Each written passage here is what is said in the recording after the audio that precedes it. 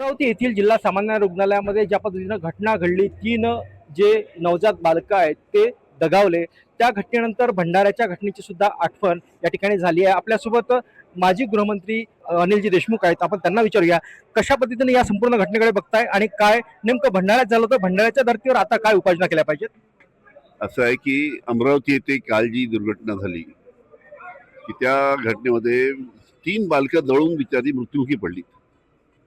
अशाच पद्धतीची घटना भंडारा येथे काही वर्षापूर्वी झाली होती. त्यावेळेस 10 बालकं मृत्युमुखी पडली होती. त्यावेळेस राज्य शासनाने एक तज्ज्ञ अधिकाऱ्यांची कमिटी गठीत केली. त्या कमिटीचे अध्यक्ष होते प्रभात रहांगढाले. त्या तज्ज्ञ कमिटीने संपूर्ण अभ्यास केला की अशा पद्धतीच्या घटना महाराष्ट्रामध्ये परत घडू नये आणि लहान बालकं जळून मरू नये, म्हणून त्या कमिटीने अभ्यास करून एक अहवाल शासनाला दिला. पण अहवाल दिल्यानंतर हा अहवाल राज्य शासनाकडे वर्ष दीड वर्ष आले असाच पडून आहे धुळकात.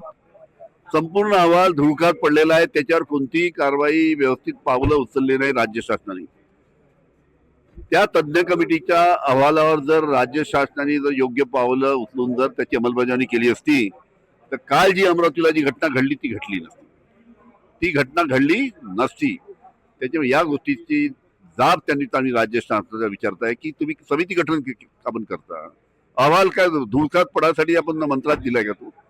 त्याच्यावर अंमलबजावणी राज्य शासनाने का केली नाही हा माझा राज्य शासनाला सवाल आहे. अनेक ठिकाणी ऑडिट झाले नसल्याचे समोर आले, पण आरोग्यमंत्री या संदर्भात काही समोर येऊन बोलत नाही.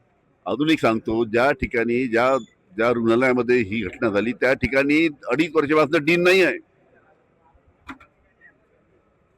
बाहेरचा कोणी अधिकारी आहे, वैद्यकीय अधिकारी, तो त्याच्याकडे चार्ज आहे. फुल फ्लेज डीन नाही आहे. लक्ष कोण देणार त्याच्याकडे? मग